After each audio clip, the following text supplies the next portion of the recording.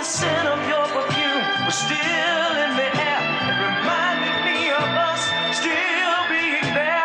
But baby, you're not there, waiting for me. No, no, it's not, it's not, it's not. Ooh, baby, it's not the same. Ooh, baby, it's not, it's not. Ooh, baby, it's not the same. Ooh, baby, it's not, it's not. What's up, people? We are back here. Thank you. Happy holidays for tuning in to another edition of Alpha Nation. I am your boy, your host, Ray Grady, man. Let me tell you, it is an honor to be back after the holidays, after you get fat from eating all the foods that you shouldn't be doing. All you workout people, salute to you. All you cats that backslid, salute to you. Don't worry about it. Live your best life. I would say salute to you. That's what I would do. Yes, right. Okay. Cheers to you, brother. That's what we do. Apple juice. Tea. That's what I got. Tea. You got apple juice. I bought him tea. So let's say this, right? I would say this. Thank you for Posh for letting Ray Grady bring Alpha Nation to the spot. You know, he's just product placement. They niggas got their own water. You know, salute to them. You know what I'm saying? So we got Evian, we got what's the other one? Essential, and we got Posh water. These bougie nigga waters. That's what that is. Posh is. I heard the term or the word posh from the chick from the Spice Girls. Posh Spice. Her. Is it Posh Spice? It don't matter. Some with the ice in it. It don't matter. It's her. So yeah, that's the first time I heard Posh, and that was what, 98. Damn. 98, I think that's when they came out. I was 90 something, I think it was 98. So, thank you guys for tuning in, man. I have a great episode. A dear friend of mine, an OG in the game, somebody that I truly, truly respect, somebody that you don't want to bomb in front of because you'll never do his show ever again. He lie and say, man. Come back 6 months, 6 weeks. Anytime he say with the 6, it's some devil shit like bye. You know what I'm saying? He telling you get up out of here. But this cat here from Carson, California. That's what's up. He's a brilliant comedic writer, stand-up performer, writes for, y'all heard of George Lopez? He's one of his writers. You heard of Russell Peters? You heard of Russell Peters? Hey, well, look, can I say something? No, I ain't through. I want your intro right. Go ahead. I want your intro right, goddammit. Go ahead. Russell Peters, and then D.L. Hughley. When it's time for them to go get their specials or go on the road or go out of the country, they contact this cat here. Ladies and gentlemen of Alpha Nation, salute to all my Grady gang members out there that support the brand. Mr. Ruben Paul. What up? Right? What up? First of all, let me just say this. Nothing but love and respect for you, man. From day one, I appreciate you having me on. But let me clarify something just from the top when we talk about writing. Mm-hmm. So in this comedy game, Okay. a lot of comedians don't like to divulge to the audience that they have people who they collaborate with. Okay. And let me just say this, like in hip hop, you know, we shit on people for having ghost writers, like, oh, he didn't write that shit.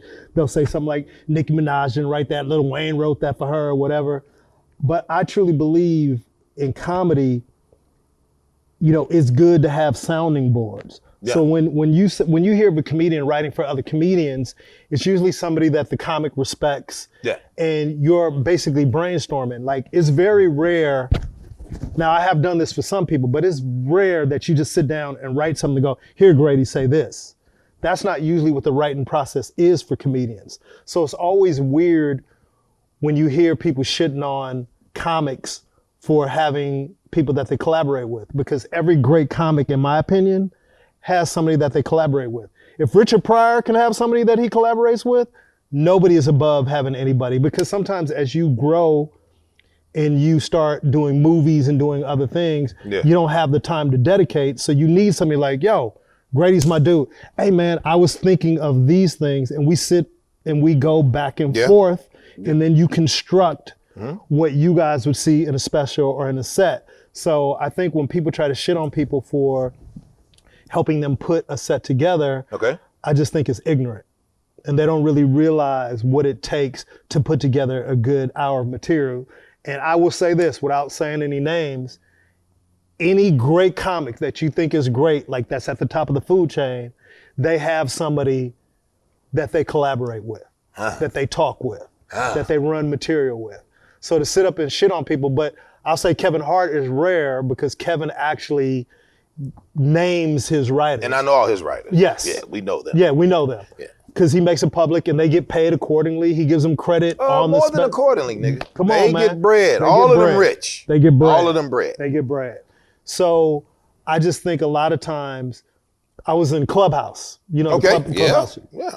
I was in Clubhouse, and shout out Ryan Davis had made a mention how Russell Peters has mentioned my name in different interviews as somebody when he's putting his set together that he contacts. And it's just weird that in this comedy game, people feel some type of way about that. You saying Ryan Davis, the little short comic? Yeah, yeah. From North Carolina? Yes. The dope dealer.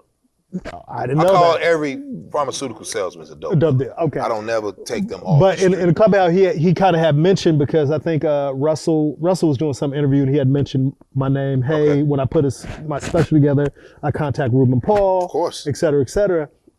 And it's just weird because there's nothing wrong with that. Mm-hmm. Like, trust me, if Netflix is paying me 10 mil or 5 mil, 1 mil, you might get a phone call like, Grady, I'm trying to run the set, dude. I want to run some stuff by you. I just think it's more natural than people think, is Okay. what I'm trying to say. The public thinks that all these people that you revere as geniuses do it all by themselves and they don't have any collaboration whatsoever.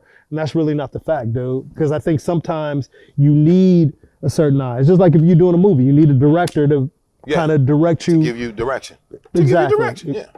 So I would say this, and I'm glad you cleared that up, because I think I'm not 20 yet, but I'll be 20 this year. Years in standing, telling jokes. And I've always thought it was a badge of honor for the camaraderie. Absolutely. That was me.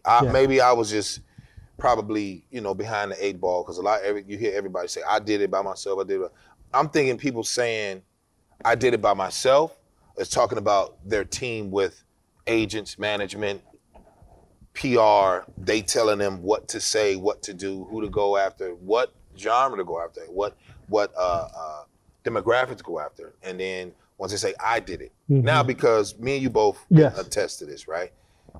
Ruben Paul is respected by the comedians. And then he goes abroad. Abroad is the world. Yeah. This material is not for niggas, not for black folks, white trash, white people, and dignitaries, whatever. His jokes is really universal, right? Yeah. So now, to have him be over here with Ray Grady and all that type of shit, you have to know when you gifted with that pen. You know? yeah. Because you can see cats that, come on, you Well, know when niggas is gifted with that pen. Absolutely. When we was up at the, I seen him, I'll tell you when, you probably remember this, we was at the 24-hour fitness in Santa Monica. Nigga. On Welsh. Yes. On Ocean Park. And I'm coming downstairs. That's my spot. I come downstairs. He's coming up the stairs. That's crazy. And he look and he say, Ray Grady. And I'm like, whoa. I said, what's up, OG? He was like, Ruby Tuesdays. I was like, I'm not ready. I'm going to scare your audience. I'm going to scare your audience. But here's the crazy thing. Well, it's crazy that you brought that up. I forgot about, because that's my spot I used to go That's to. your spot too. Yeah. But Tony Rock is the first person who told me about you. Yeah, Tony. So Motherfucker. I went to the Comedy Store Brooklyn, nigga. and saw you, and I was like, Don't yo, bullshit me. No. Nigga, Yeah, I you ain't ain't never gonna gonna bullshit. bullshit. Yeah, you I don't play with comedy. No, you don't. I don't play with You'll comedy. fight over it. Yeah. I believe you'll really. Absolutely. I really believe. Because I love it. And that's why I'm not a hater. Like, I root for comedians No. to win. Like, I love to see funny people. I love to see people excel. And when I saw you, Tony was like, yo, this dude Grady is hilarious. And I was like, Grady? He was like, yo, he from Chicago, you don't know him? I'm like, nigga, I know Corey, I know D-Ray, I don't know. Like, no disrespect to you, No, I didn't know you. brilliant comics, yeah. So Brilliant. I went and saw you at the Comedy Store No shit. at Fat Tuesdays. Wow. And I was like, My favorite club in the whole world. absolutely. And I was like, yo, this dude is funny. Now let me just say this. I never set out to write for anybody. Okay. Like that was never, I never woke up one morning like, yo, I want to be a writer. I want to write jokes for comedians. I just had a passion for stand-up. I started doing stand-up. And then I was blessed enough to have people that I look like. DL was my first mentor in comedy. Salute. Salute DL Hughley, one of the best to ever do it. I used to work with his dad at Delta Airlines. And Oh shit. crazy story. So I started doing comedy. I'm touch my mic.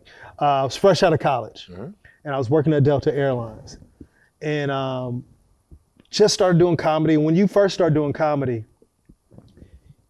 you don't know shit, but if you love it, you immerse yourself in it. Yes. So That's true. any open mic you at, any club you hear that they're doing comedy you at, any after hours where people are eating that you hear comics hanging out, you try to be a part of that environment.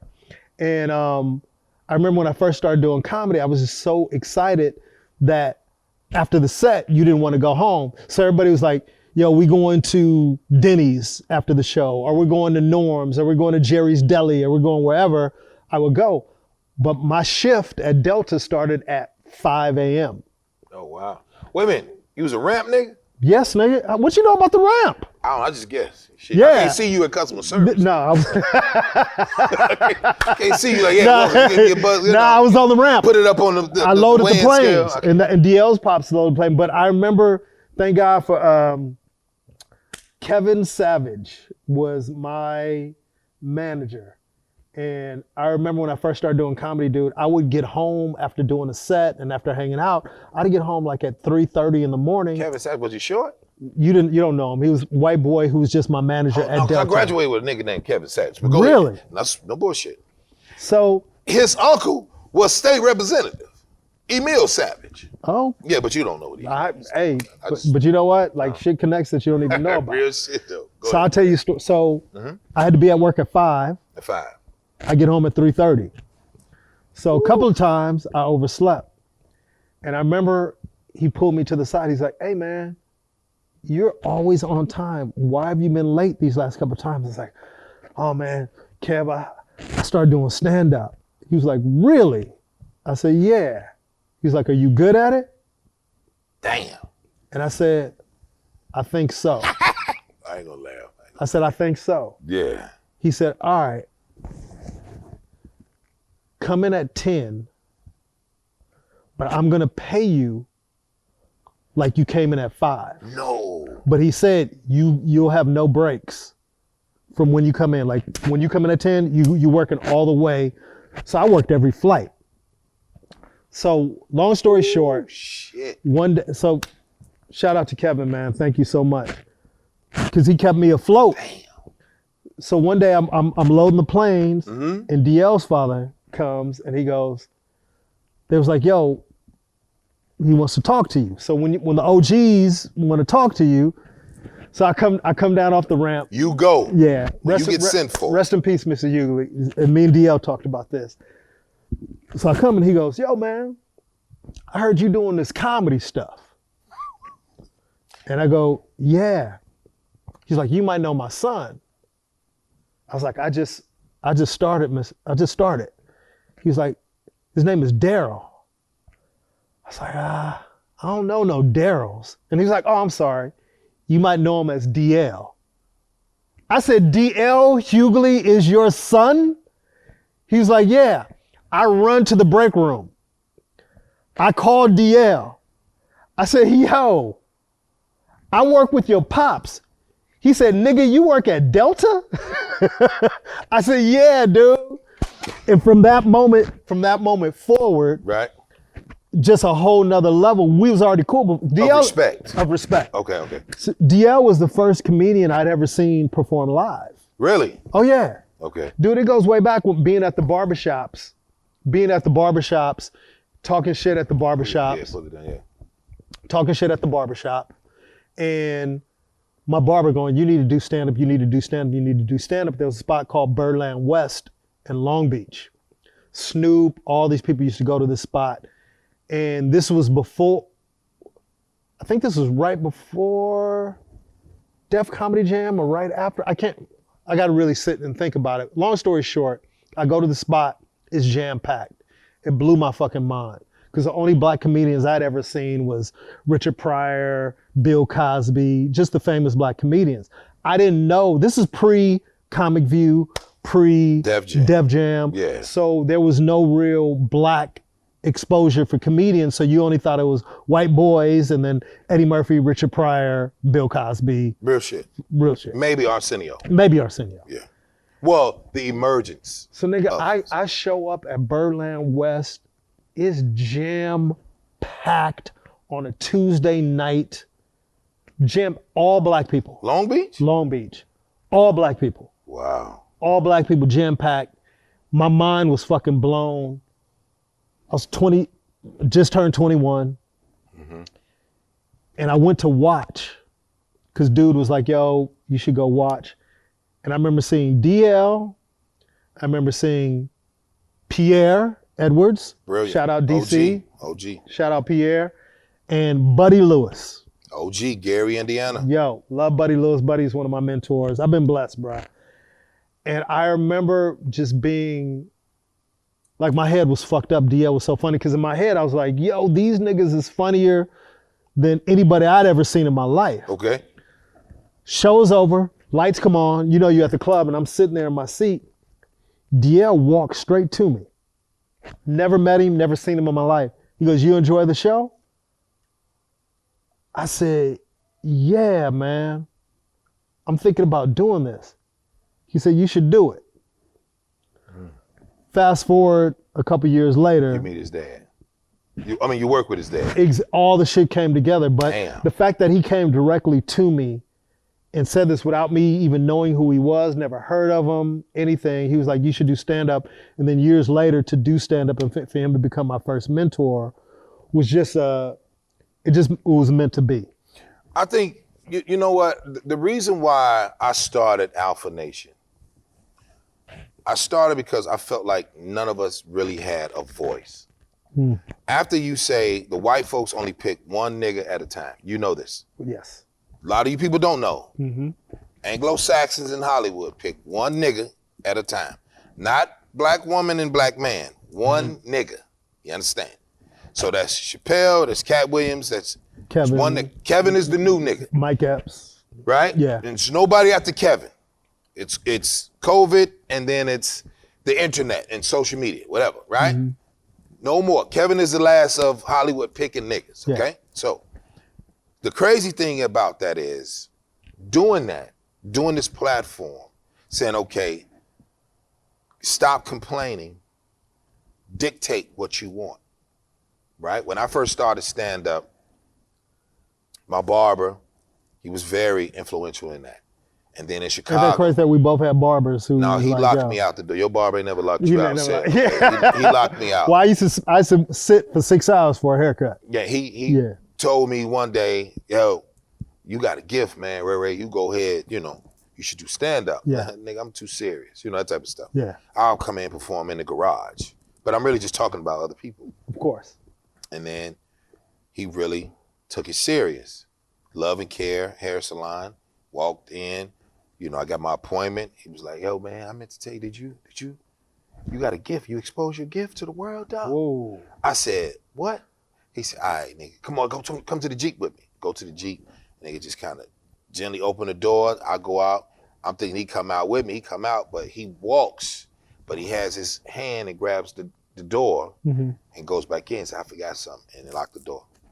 So I got it. Yeah.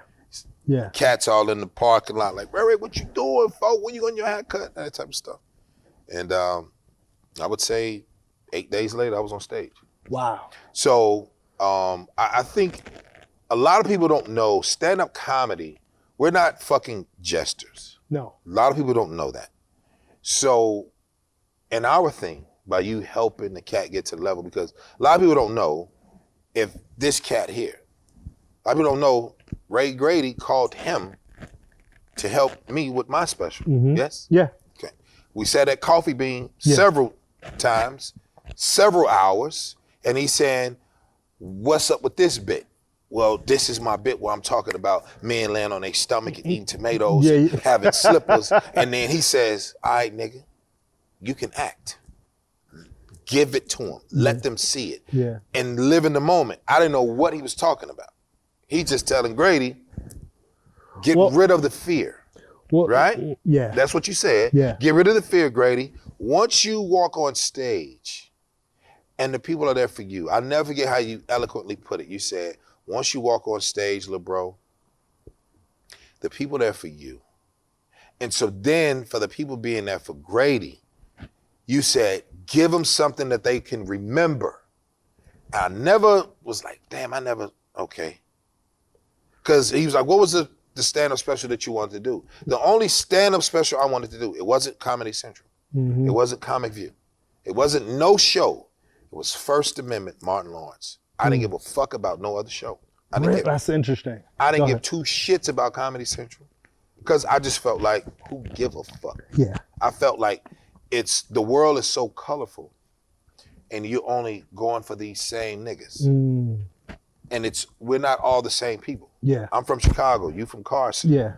My roots is Mississippi. Your roots is Haitian, Haiti. Yeah. So I don't want to hear that shit. The world is everyone. Everyone. So once I figured out, and I used to perform with lynchings on my shirt. I used to perform with lynchings. So people would be like, they want to laugh, but they like, and I'll just stop and be like, the burning necklace, Duluth, Minnesota, 1933. Yeah. They knew then, like, oh, this. He's different. I'm different. I'm a different nigga. I'm a different dude. I might offend you because I don't want none of your whores. Well, I would say this, dude. Like, first and foremost, I love comedy. I love comedy. And I love comedians because I know... Pull it down. Just pull your hoodie down. There we go. I know how hard it is to do what we do. Okay. So my first instinct is to support. Yes. So when I run into somebody who doesn't love it as much as me, who doesn't take it as serious as me, then I don't have the same respect. Oh no! Just because it's about. We know how you get, nigga. I know how you get. Because it's about the art form, man, and comedy is so subjective. Yes, it is. And me and you talked about this on the phone the other day. Yes. Is, to write for somebody.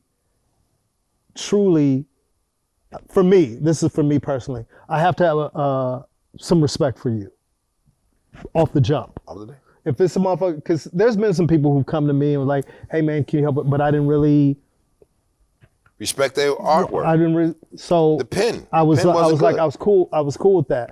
I was cool on that. You're like the Lord Finesse of our shit. Lord Finesse is my dude. I'm not making it up, man. I'm being serious. No, bro. Lord Finesse is my dude, for real. For real? Nigga. That's so nice. Yo. I'm talking about a great producer. Wait a minute. He the dude that wrote for Nas. Or produced for Nas. Bruh. All right, I ain't gonna say Nas. I'll quit. I'm gonna let you make it. When we talked about my boy who I'm gonna get to do in your show where I said Kango staying with him, Nessa's staying at the crib too. Yo, when we hook it up, it's you just gonna be like, yo, you fucking kidding me, dude. Like, I'm not fucking with him. Like, I literally said, just listening to what he's talking about, and I'm like, Lord Finesse of our shit. But him saying this is his man. But here's the thing. Omens. This being the Alpha show and being Alpha Nation. Alpha Nation and being an alpha male as you are, as I am, I love to see people win. You had that on your Instagram. Yeah. I went to your page just for today, just to be like, because you're like a jaguar. Most people don't see jaguars in the wild. They don't see leopards in the wild. They see cheetahs and lions and wild dogs, dingoes, but your ass, when you come out, they be like, Ruben here. And then when I saw that, And I didn't know you was an avid Raider. I was like, okay, he'll fight over Raider Nation. Right? So I'm sitting there looking on your page and I'm like, okay, I can never talk bad about their defense because he's gonna probably stop like, right? Our defense like, look, is horrible. Nigga, right? Horrible. But I don't know football because my favorite player, he's been out for a minute, Steve Atwater. Why? My favorite. That's random. Denver Broncos. Because he's a gangster, that's why. He was a beast. All right then, and he was skinny. He was a beast. Compared to Christian Okoye, 235, 240. When he smashed him on that Monday Night Football game. Ended his career. He told him, I'm going to knock you out 5-6 yards behind that backfield. You brought up a name. Ended his fucking career, and that was the end of that. Okay. Denver Broncos, Steve Atwater, number 27, I believe. Come on. I ain't got to help you. You already know. Yeah, he was a beast. So the cool thing about it was I just felt when OGs and niggas that has respect, they'll find you. You ain't got to go up to niggas and be like, yo, I'm Grady. Absolutely. You know what I mean? And so I just felt like, man, let me step back and just watch these niggas. When you have a D.L. Hughley or even a George Lopez and people, like, even when I talk to George sometimes and we'll be having conversation. Is he a real dude? He's a real dude. Street nigga? Yo. This is me, nigga. I mean, come on. We'll cut that out if you don't want it. No. He's a real motherfucker. You know what I mean? George Lopez. Yes. And but to be perfectly honest, our relationship is big brother, little brother. You know, big brothers. Shit. You know, big brothers can be assholes sometimes. Yeah, I don't like that. But I will say, all my big brothers know I'm the baby. Come on. And then they be like, all right, what you want to do? But you can learn from them. And I remember, like, sometimes when we would be talking and going over stuff, and he would go, oh man, that's good. And I'd be like, dude, I learned that from you. But sometimes when you're in a certain position, when we're getting back to collaborating with other comedians, it's like you have the ability to, okay, I see, here's a unique skill set that I have. Okay. Because I love comedy so much. And I study comedy so much. Yes, you do. When I see somebody successful, I ask myself why is that person successful? What is it about them that makes them successful? Yeah. So most of the times, anybody you name, I can tell you why they're famous. Because you know, sometimes you like, how that nigga get on? Man, that nigga's whack. But when you really pass through all your personal jealousy or hate or whatever, and you really look at somebody, you go, okay, I see exactly why that person is successful. So a lot of times when I see somebody, I'm able to identify, I can watch you and I go, oh, I know exactly why the crowd likes you. I know what it is about you. And not everybody can do this, but I know what it is about Grady that ingratiates the audience to Grady. So if me and you are collaborating with you, I can give you a perspective that you probably don't know because you're in it. You're the performer. Yeah. You just being yourself. Yeah. And I go, Grady, the audience loves when you do X, Y, and Z, or this is what they really respond to. Because one thing about me, dude, not to pop my collar. Nigga, toot your horn, nigga. Fuck you talking about? Nigga, I could walk into a room and read the room quickly. I can read the audience quickly. So when it's my time to go on stage, I already know what to do. Not saying that I'm going to pander my set to the audience or I'm going to dictate it, but I kind of see the vibe of the room and go, okay, this, when you come to a room, go, okay, I'm going to start with this. Because when you booked me, the first time you booked me for Ruby Tuesdays. And I want to get into the Ruby Tuesdays. Definitely. So every comic in LA, everybody wants to do Ruby Tuesdays at the legendary, famous But can I tell you why? Factory. But can I tell you why they want to do it? Can I Go tell ahead. So here's the thing about Ruby Tuesdays. Go ahead. We both know as black comics in this business, and you alluded to it earlier about how Hollywood picks one nigga at a time. Pick one nigga every 5 years. Is as being a black comic and as knowing so many dope black comics. Yes, sir. I kind of see how we don't get the same opportunities or the same exposure that white comics get. So I'm gonna be quiet. Shout out to Jamie Masada. I told him, he approached me about doing a room because Jamie felt like, you know, he believed in me. He felt like I was a dope comedian and I needed more exposure. He was like, yo, you need to do your own night. But being the type of person that I was, or I am, is I didn't want the night to be only about Ruben Paul. So I said, all right, Jamie, I'll do my own night if I'm allowed to bring in comedians, number one, that I think that you would like because it's your club, but also that people need to be exposed to. Yeah. Because comedy is so segregated. Yeah. Mo Better Mondays, Fat Tuesday. Tripping on Tuesday. Yeah, Tripping on Tuesdays, whatever it is. Fat Tuesday, Tripping on Tuesday, Same shit. Same shit. And there's nothing wrong with those rooms. We need those rooms. Our black people wouldn't have a place to perform. Yeah. But some of those black comics can work any other night of the week with any other audience. Yeah. And when I saw you going back to seeing you at the Comedy Store at Fat Tuesdays, in your head you might think only niggas think I'm funny. That might have been. I ain't gonna say it. I'm gonna let you finish. I ain't gonna cut you with. That might have been your thought. I don't know. Or you probably didn't give a fuck about anybody else but niggas. I don't care. That's all I care about. Of course. Okay. But what I saw is, damn man, people are missing out on a dude like this. That's nice. People need to see this. That's nice of you.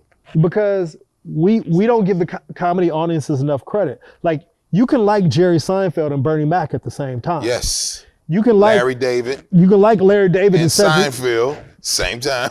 And Cedric at the same time. You can like Mike Epps and you can like Dane Cook at the same time. Mm-hmm. And people think that, oh, I only like black shit or I only like white. Fuck that, man. Good comedy is good comedy, and what you were doing was good comedy. So when I created Ruby Tuesdays, my first thing in my head was, how can I get black comedians exposure in front of audiences that they wouldn't normally play in front of? And I can show this club owner that they deserve more than just nigga night. Say that again? They deserve more. No, look at the camera. It's right there. Any one of them. They deserve more than just nigga night. Stop right there. You hear what he just said? Put the camera on. You hear what he just said? Here's a cat, 20 plus years in the game. He's validated in our line of work. He's validated as one of the elder statesmen. He's not even a colleague. He's a statesman. Like, yo, that's Ruben Paul. We don't even diss this nigga. We be like, oh, that's Ruben. We just be like, oh, that's well, Ruben. That's good to hear. Right? Well, I don't. I don't know how most dudes do. Fuck them if they do. Right? Yeah. But the crazy thing is, Urban Nigga Nights is for white clubs to put niggas in there for the weekend. And I'm using nigga because I want it to be offensive, because the shit that they do to comics as well as any other genre, they'll give all the Anglo-Saxon comics and they know, and you're here. None of the fucking white comics put more asses in seats more than nigga comedians. All right then. 100%. So when I see an agent and I'm like, how many black comics you got on your roster? And I'm like, we got one, we got Chris Rock, and we have Kevin. I don't fuck with you. I don't respect you at that time. I just feel like you're lazy. Yeah. So you're not going to find it. Lazy is the key word, because I think a lot of times the industry looks at black comics like we're a monolith. You know what I mean? Oh. Like a monolith, like we're monolithic, like we're all the same. Like mono on the record player back in the day. I just heard it at 33. Yes. So when you take somebody like yourself or people that are outside what the norm would be, because, you know, white folks always look for the friendly Negro, the one that white folks might like, and I fell into that category. Because you fair skinned like me and you. We can go in and play with the hunkies. Corey Holcomb, first time he met me, he was like, I bet them white folks love you. I said, why you say that? He's like, nigga, Corey goes, because you speak clear. I said, clear? Nigga, because I went to college? Corey, that nigga Corey crazy. Love Corey Holcomb. Yeah. Corey's my guy for life. But the point is, I knew, just because the first 5 years I did stand-up, all I did was black clubs. Really? So when I went to the mainstream side and I saw all these different types of comedians or whatever. And I was Say the truth. Say these pandering niggas. Pandering Say it. niggas. All right, man. Come on. This me, big bro. Come on, man. So when you go on there and you go, there's no reason why a Ray Grady or Dominique. Dominique. Dominique called me. Go ahead. I ain't gonna cut you, Wilson. Yo. I'll tell you what Dominique said Yo. about you. Yo, Dominique, what you yo, shout out Dominique. If you guys don't know who Dominique, Why? That's how she talk. What? How? Hey, bro, these niggas don't know nothing about no comedy, shawty. I'm gonna tell you, man. None, I all don't that fuck with nobody. dance slam. All I care about is funny and not funny. And if you not funny, I ain't fucking with you. Shout out Dominique. When Dominique said, Grady, you need to be up there at Ruben, she said, nigga, your mean ass need to be up there at Ruby Twos is Grady. Cause look, you got that gift. And I was like, so look. I gotta cut you off. Come on. So let me tell you about Grady. Let me tell you about Grady, just to get back to the real shit. I'm dropping my mic shit. All right, because we're drinking apple juice. Put it on the table. So one thing that I knew about you, and Okay. I just feel like I have an understanding of comedy. I don't have it all figured out. I'm not the best comedian in the world. I'm still growing. I'm still learning my own self. Okay. But I just knew, and one of my gratifying moments is, and what I knew is, because what Ruby Tuesday represent is, since I worked all the rooms, I worked black rooms, I worked Latino rooms, I worked Asian rooms, I worked white rooms, I worked everything. And you perform for the troops. And I performed for the Don't show. I forget performed that. for everybody. So when I did a room, my idea was, I'm gonna bring the dopest comedians from every room that I work and put them on one show. And one of my greatest feelings, my greatest moments was when a dope ass white comic or a dope ass Mexican comic or whatever goes, who's that? And I go, that's Grady. And they go, I've never heard of this guy before. This guy's fucking hilarious. And I go, that's the problem with stand-up comedy. That's the problem. We don't fucking know each other. The dope motherfuckers should all know the dope motherfuckers. Period. In the NFL, Lamar Jackson knows who Kelso is, who Kelsey is, the tight end. And Mahomes. Mahomes and Brady. Everybody kind of knows each other because we're all in the same thing, and comedy is so segregated. So I wanted to have a night where I just got the best of the best, no matter what race you were, so I could have you on a show with Sarah Tiana, where I could have you on a show. Brilliant. Don't stop there. Come on, man.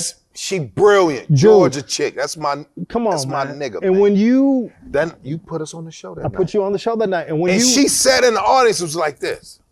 Yo, dude, it's nothing better than seeing dope comedians discover other dope comedians. She don't know me. Yeah, and then I think it was, I can't even remember, it was somebody you seen, you was like, yo, Rube, who's that? I ain't never seen that motherfucker. Yakamina.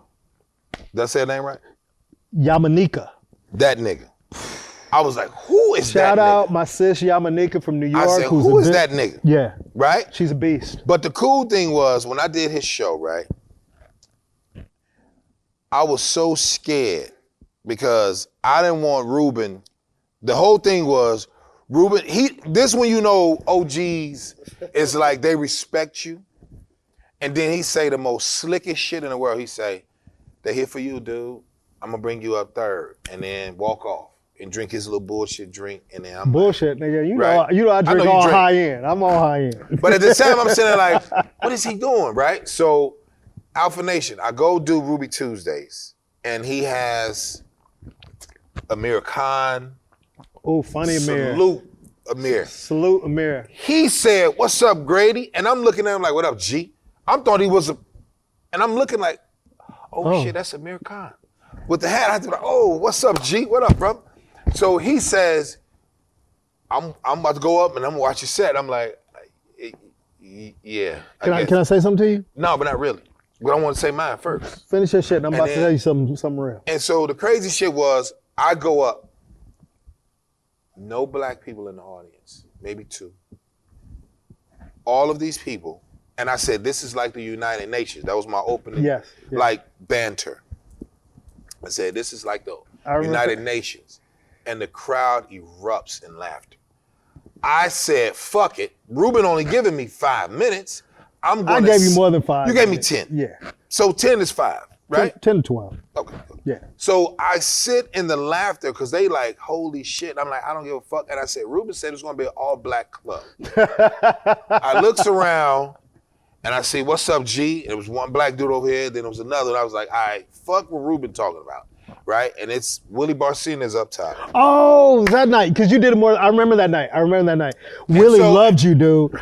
Willie He didn't love me when we did Temecula, but I ain't gonna say but nothing. when he saw you, the crazy He part called is, it back. He called back Willie, one of my jokes. Willie Barcina, shout out Willie Barcina, is a comedy snob. Are you serious? Snob. And I remember him goes, hey, bro, who's that guy? I go, oh, man, that's Ray Grady. He's like, he's fucking funny, bro. He's fucking funny. He didn't even know I opened up for him in Temecula at Pachanga Casino. But that's the dope shit. I told him. But that's the dope shit about Ruby Tuesdays. It puts everybody on a level playing ground. His show is you get way more people of all walks. His room is very colorful. You have Indian, Indonesian, Polynesian, African, Anglo-Saxon. And you'll have everybody, and the Latinos, and everybody's in there. And they there for comedy. They're not there for who they don't know. I mean, who they know, right? They're there for like just for him. They just want to laugh. Yeah, they want to come see me. And when Ruben comes on and put on the show, and Dominique called, she said, nigga, I heard you had a good time there, Grade.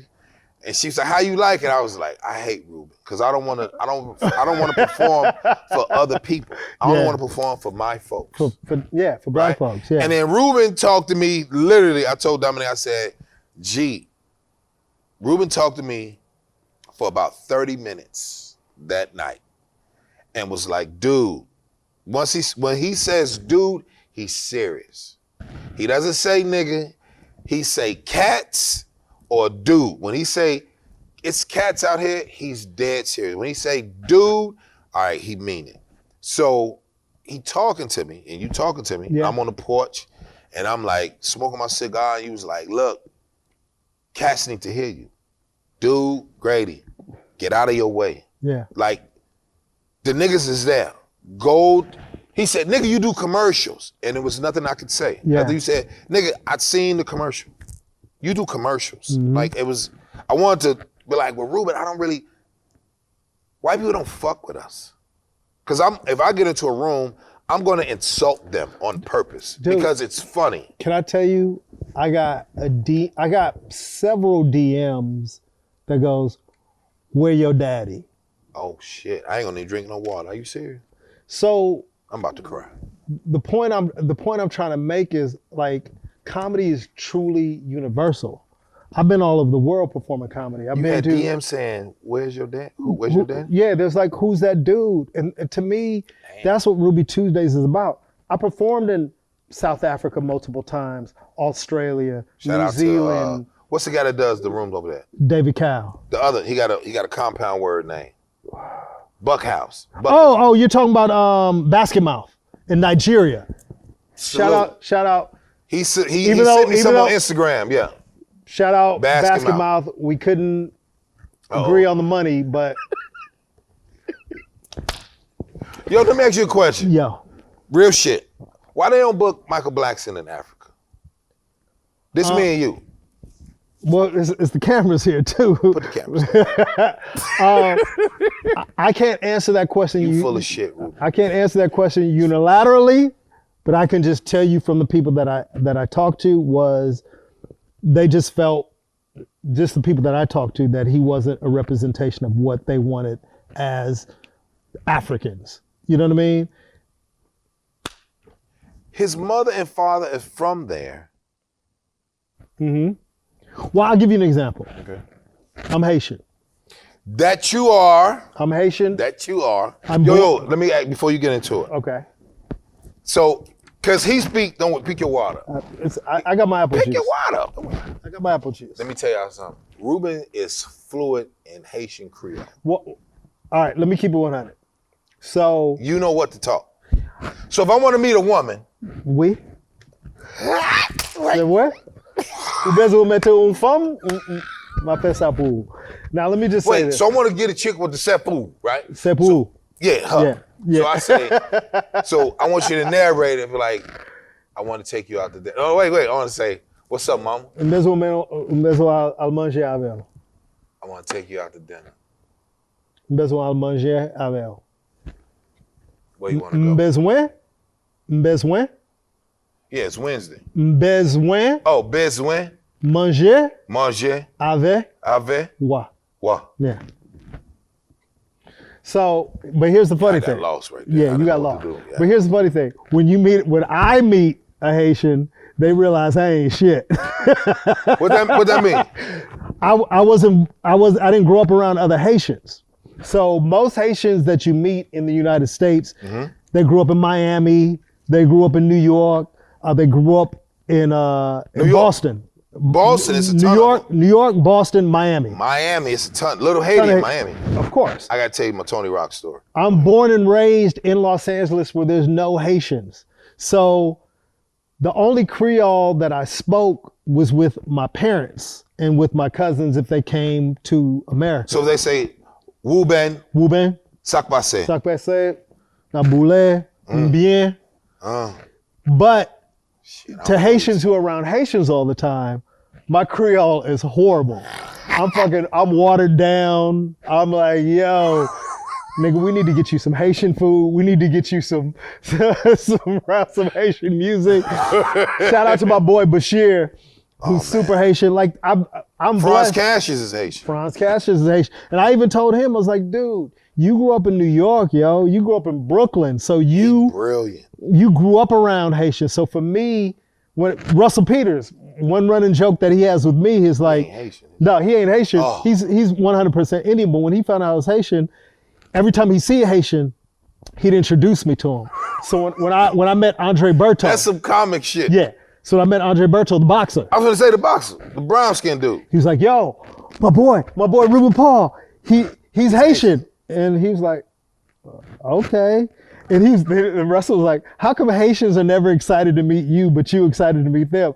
I go, because it's like being Mexican in LA. You're not gonna get excited when you see another Mexican because there's just so many fucking Mexicans. But for me, being in Los Angeles, there was no Haitians. It was such a big deal for me to meet a Haitian. So I get excited whenever I meet Jean Pascal, the boxer from I know who you Montreal, talking about. Berto, Khalil Kane, he's Haitian. yes, Kango from UTFO. Kango Kid. He's Haitian. So whenever I meet Haitians, I'm excited because I didn't grow up around any Haitians. Really? So to me, it's like a connection to my culture. Wait a minute. The nigga who did the Pee Wee Herman? No, that's Joy. What's his name? They came out the same round time. UTFO, Roxanne. He's Haitian? He's Haitian. Real deal Haitian. Oh shit. And I spoke to him like right after Christmas. And one thing that blew me away was So y'all say s'il vous plaît.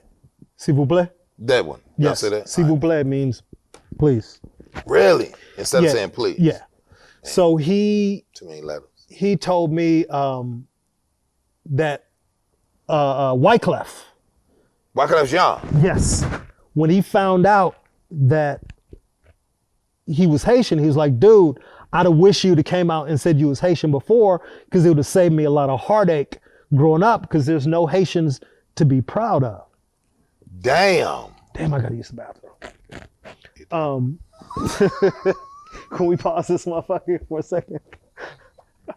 I just gotta piss, man. Man, I ain't never had This fucking, yo, one day I'm about to piss on myself.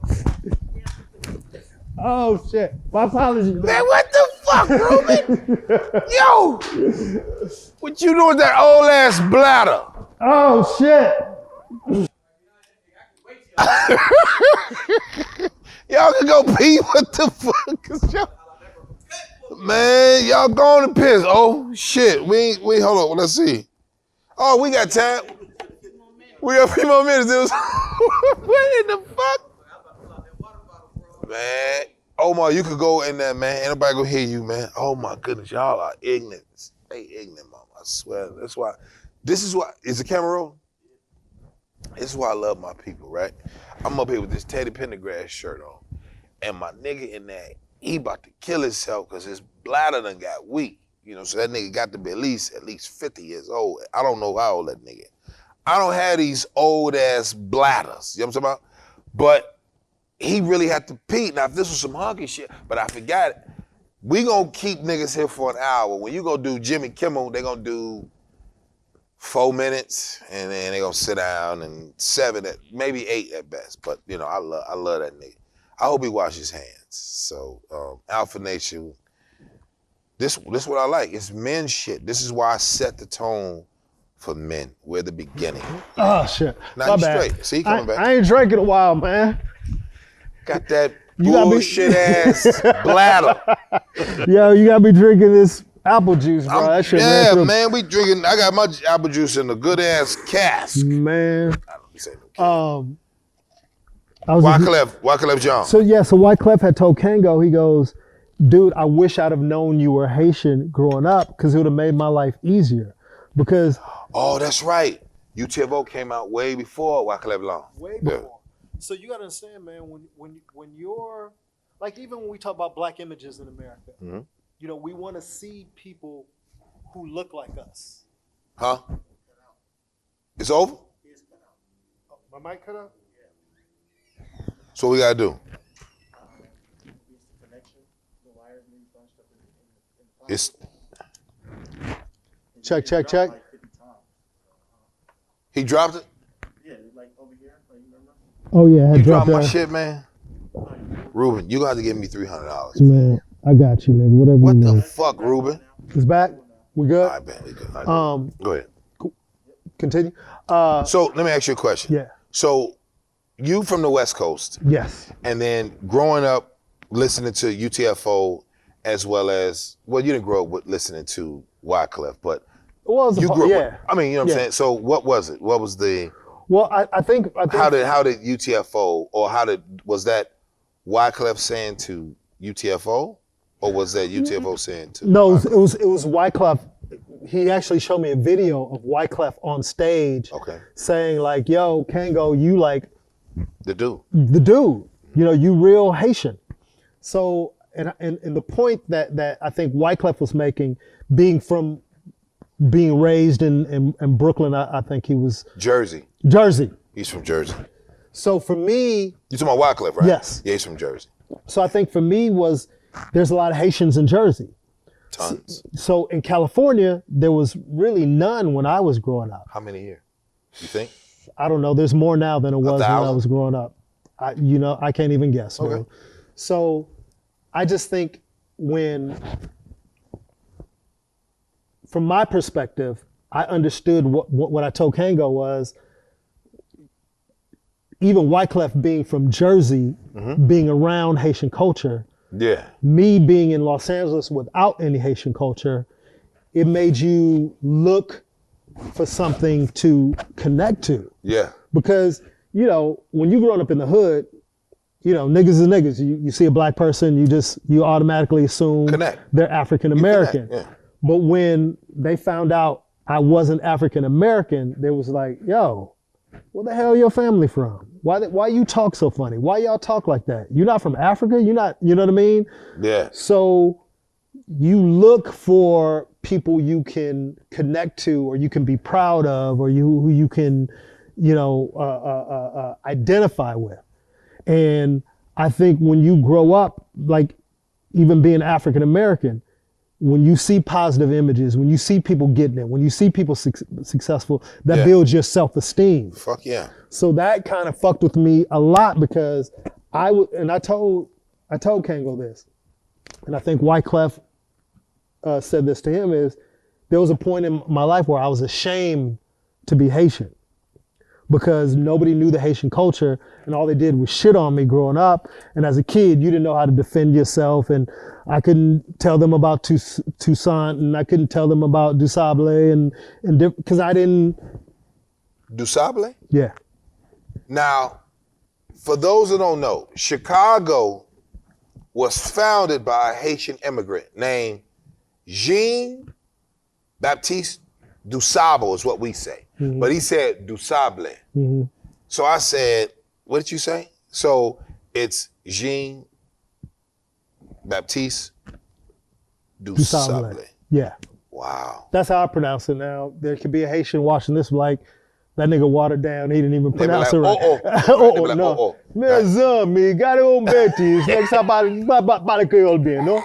So I want to meet women like that. yeah, so it's when you meet other Haitians, for me, it's just for me to connect to my parents, to my family, to my heritage, because I never had that growing up. All I was trying to do was assimilate and fit in.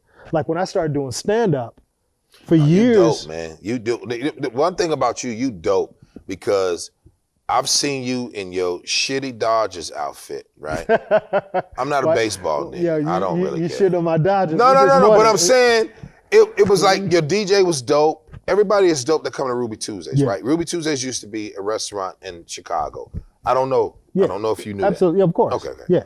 So when we go to Ruby Tuesdays, in the way you spelled it, Yes. from the Instagram, I was like, dude, smart. Mm-hmm. This is why people don't really like to really go help Haitians.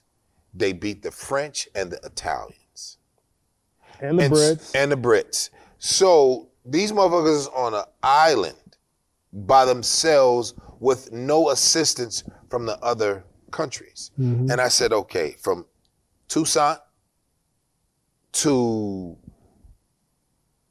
maybe when Wyclef was trying to run for president, over there. Mm-hmm. And I just felt like Haitians, no one fuck with y'all because you guys are considered refugees when you come here.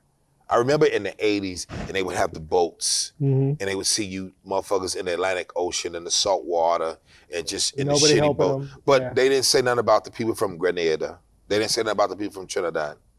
They said everybody from Haitian refugees. Fuck out of here. Yep. Because you niggas beat the Anglos. Well, I'm sure, because it got really popular. Because I'm well traveled in this book shit. Oh, absolutely. I'm well Absolutely. That's one thing that I respect about you is because I know you're knowledgeable about the shit that you talk about. And I think a lot of times when you think about the Haitian culture, a lot of people don't know or understand the history of Haiti and what they represented and how a lot of times, I don't know, there's just a lot of divisiveness. But when you talk about immigration in America, where a lot of other cultures are welcomed in America, Haitians weren't welcome. And we know now through being popular in social media, how the French basically extorted the Haitians. So say it again. Extorted the Haitians. So he said all the French, everybody was in France. Yes. They full of shit. Yeah. Well, because Because they colonized Haiti. They colonized Haiti, and then when Haiti beat the dog shit out of them. Beat the dog shit off the island, they got with these other countries, the Brits and all the different people that you're talking about. Italy. Yeah. And they were like, okay, we won't come back if you agree to pay us a certain amount of money. And then what was it, like 80 million, some shit like that? Like billion or some shit like that. Haiti had to pay back. And I think Haiti just recently paid it back, within the last few years. So that just tells you the level of the resilience. Yes. So you think about and why our country has suffered for so long. Why Haiti is one of the poorest countries in the Western Hemisphere. Because people don't want to help you guys. Because people don't want to help Haitians. Because of the history, because of being independent, because of standing strong and beating the white man off of their land. Haiti is the only country that I've seen in my time where I would go to Black Holocaust museums. Okay. The first one I was able to go to was the one in Milwaukee. Right? I was going to play the cat. His name was Dr. Cameron. Okay? His image, I'm going to find the image and I'm going to put it up on Alpha Nation. The United States government gave him a building for $1. A building, 3-flat building for $1. Not an apartment building, an actual commercial building, okay? Me and my team go to Milwaukee. I was going to play his life story.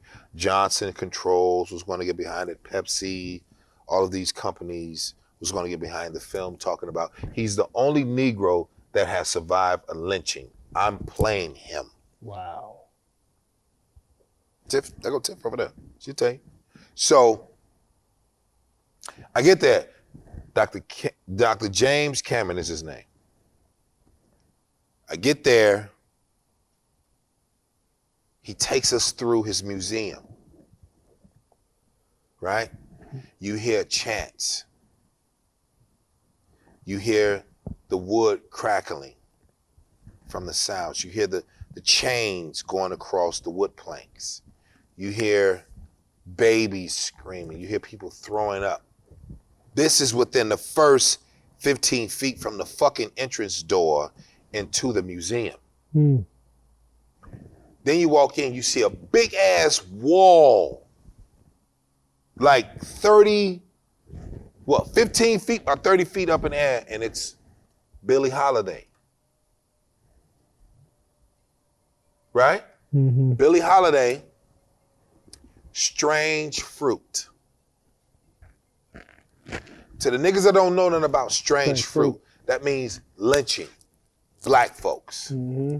So when you see the shit going, and they have the countries from the South, from the redneck South, Texas, Louisiana, Mississippi, Georgia, etc., right?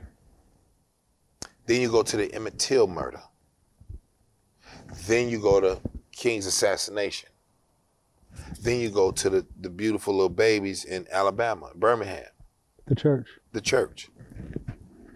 Then you see Toussaint, Gabriel Prosser, Denmark Vesey. I'm like, who are them? Who these niggas? Yeah. They're like, oh, these revolutionaries. I get it, but I want to know these niggas' story. Yeah. Right? Toussaint, you know, they say Olive Tour, but some people, you know, Chicago be like, oh, Venture, but, you know, they don't speak Haitian. But you know what I'm saying. Imagine everything you just said. Imagine growing up in an environment where you weren't proud of all that. It's crazy to say that now. Okay. Like, this nigga, you dumb as hell. How are you not proud of? But when you're just trying to fit in in the 80s and the 90s, and you're a kid and you just you're in a black neighborhood and you just want to be down, and not really, even though your parents might be telling you one thing, but like I say in one of my jokes, it was Haiti inside the house and it was United States outside the house. The crazy thing about that, once they showed burning necklaces. So those cats that don't know what a burning necklace is, they would put me, my camera guy, and Ruben together. And they would put a big earth tire around us, and they would set the bitch on fire. Okay? This is what they did with niggas. Okay? So now, the women, they would say, my camera guy, he's an alpha. Ruben is an alpha. Grady's an alpha. They would say, Isaiah is the top in the family. We're going to put his ass with, you know, lassos, both wrists, ankles, time to 2 Broncos. And at the same time, we're going to smack his ass, and we're going to split Isaiah. We're going to split Ruben, we're going to split Grady, so that the woman can then get into a disarray. Do not upset the Anglo-Saxons, because these niggas are demonic enough. They would kill our husbands. They would kill our brothers. They would kill our men. Okay? So now, or the father, right? When you go to Haiti, Haiti is the only country. Even when they did the movie Amistad. Even when they did the movie Amistad. Yeah.